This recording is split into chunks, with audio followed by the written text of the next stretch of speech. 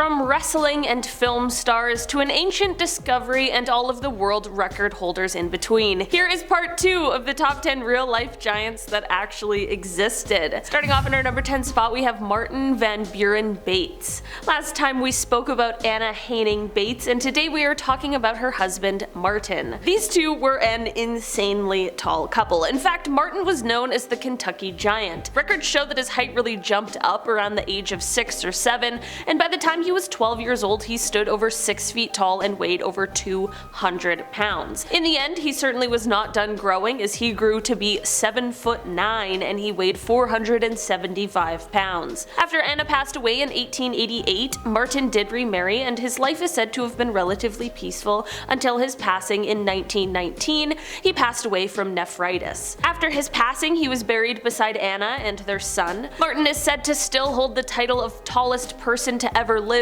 until at least 80 years old, which honestly is quite remarkable. In our number 9 spot today, we have Julius Koch. Julius lived from 1872 until March of 1902, and during his life he was often referred to as Constantine the Giant. Julius is one of the tallest people ever. At the age of 14 years old, he already measured 6'4". During his life, his height was advertised as being 8'6", but many people speculate that this was a bit of an exaggeration, as his skeleton measured 8'1", although no one is quite certain exactly what his height was, which we will get to in a second. Although maybe not the tallest man ever, Julius did set his own record, as he had the longest femurs ever measured at 76 centimeters or 30 inches. Julius's height is attributed to gigantism with an enlarged pituitary gland, and unfortunately Julius had quite a bit of trouble walking. Like I mentioned before, Julius's height hasn't been confirmed and has only ever been estimated because of the fact that after a series of bad falls, his legs were really badly injured. This left gangrene setting in, after which his legs had to be amputated.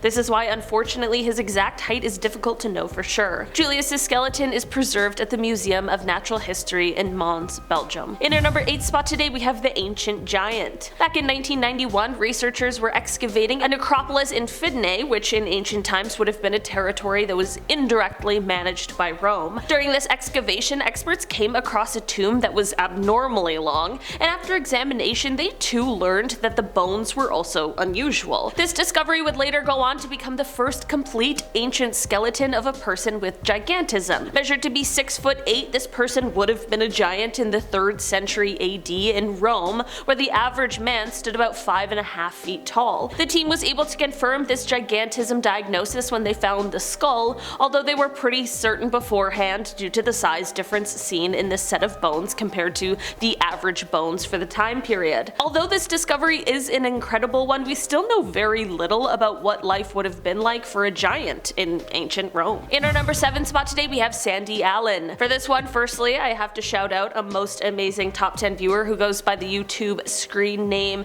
Angelisa Cephas, because they commented on part 1 of this video and gave me the info I needed to include Sandy Allen on this list today. Yeah, I'm lurking in the comments. Get nervous about it, never know what I'm gonna see there. Thank you, Angelisa. Now let's talk about Sandy Allen. Sandy lived in Shelbyville, Indiana, and her life spanned from 1955 until 2008. During her life, she was recognized by the Guinness World Records as the tallest woman in the world. She was recorded as being 7 feet 7 inches tall, and her height was a result of the fact that she had a tumor on her pituitary gland that caused it to release growth hormone uncontrollably, like somewhere between 200 to 1,000 times more than usual. In 1977, when she was 22 years old, she underwent surgery for her condition, because if she hadn't, she would have just continued to grow. Throughout her life, Sandy appeared on TV, in documentaries, and even had a song written about her. Later in life, unfortunately, Sandy found herself having to use a wheelchair because her legs and back were unable to support her tall stature. While she passed away in 2008, in 2020, her friend and manager John Kleeman donated a collection of her memorabilia to Ripley's Museums. In our number 6 spot today, we have Väinö Myllyrinne. Väinö was born in Helsinki, Finland in 1909, and he lived up until 1963. Because of some issues he had with his pituitary gland, he stood 7'4" when he was just 21 years old,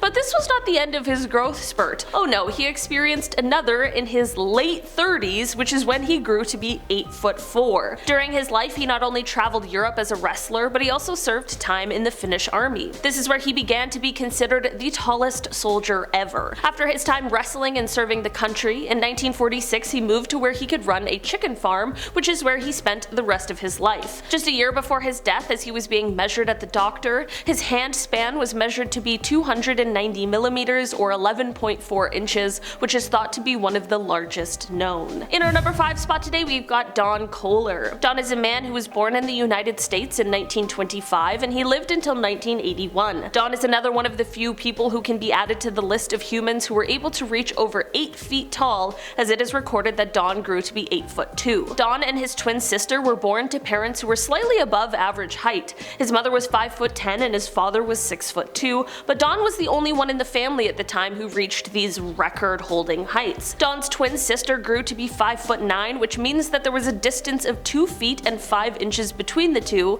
which is a record recognized by Guinness. Don explained that the most difficult piece of clothing to find to fit his size was socks, and thankfully later in his life a hosiery company in Pennsylvania started custom making him socks. Later in his life, Don would unfortunately suffer from kyphosis, which resulted in some severe curvature of the spine. At 55 years old, Don passed from a heart condition and, as per his wishes, he was cremated and then his ashes spread on Lake Wisconsin, where he loved to fish. In our number 4 spot today, we have Suleiman Ali Nashnush. Suleiman was a Libyan basketball player who turned actor, and in fact he is one of the tallest basketball players ever. He grew to be just shy of 8'1", although during his basketball career he was measured at 7'10". He was born in 1943, and in 1960 he successfully went through surgery that helped to slow down his growth. Throughout his life, he was able to play a small role in the Federico Fellini film Fellini Satyricon, where he played an attendant. Suleiman passed away in 1991. In our number 3 spot today, we have John Rogan. Not to be confused with the podcaster and comedian Joe Rogan, John is the second tallest man known in history. Born in 1867, John grew to be 8 foot 9.5 inches, which is second to only Robert Wadlow, who we talked about on part 1. John was born in Tennessee and was the 4th of 12 children. He grew extremely rapidly, which unfortunately led to ankylosis, which caused abnormal rigidity of the skeletal joints. By 1882, this sadly left John unable to stand or walk. John was still able to make a living despite this mobility issue, and to do this he sold portraits and postcards at the train station. Many offers came his way to perform in the circus and in sideshows, but John declined them all. It is said that John used a goat pull cart as a wheelchair, and that everywhere he went he was the center of attention, not only for his height, but because he had just a big and lovely personality. There is a record stating that John's maternal grandfather was also a giant, requiring a larger saddle when riding a horse, so it is thought that perhaps there might have been some genetics at play here. John lived until 1905, in that year he passed away on September 12th. In our number 2 spot today, we have the Giant of Castelnau. A little different from most of the other people on this list, the Giant of Castelnau is the term used to refer to 3 bone fragments, a humerus, tibia, and femoral midshaft, that were discovered by a French anthropologist in 1890. He found these bones in the sediment used to cover a Bronze Age burial tumulus that some think might even date back to the Neolithic. If his measurements and estimates are correct, whoever these bones belonged to would have been the largest human to be known to have existed. This is because, based on the bone size, he has estimated that this person would have been 11'6". Of course, without the rest of the bones, this is hard to confirm for sure, and it's important to note that there hasn't been a modern review done on these bones just yet. Perhaps it's something worth pursuing, however, especially if it means we could confirm the existence of a human who was 11.5 feet tall. In our number 1 spot today, we have André René Roussimoff. When we think about real-life giants, of course, many of our minds go to none other than André the Giant. Born in France in 1946, André later went on to become a successful wrestler and professional actor. His gigantism caused him to grow to be 7'4", and this left him often being referred to as the 8th wonder of the world. After finding quite a bit of success in his wrestling career, André began finding himself starring in many movies, including the 1984 classic Conan the Destroyer, where he starred opposite Arnold Schwarzenegger, or his most recognizable role of Fezzik the Giant in the 1987 film The Princess Bride. André met quite a sudden and unexpected death at the age of 46 after suffering from congested heart failure. After his death, the Professional Wrestling Hall of Fame described him as, quote, one of the most recognizable figures in the world, both as a professional wrestler and as a pop culture icon. Alright guys, that has been our list for today. Thanks so much for checking it out. I've been your host today, Olivia Kozlowski, and I will see you you again soon. Bye!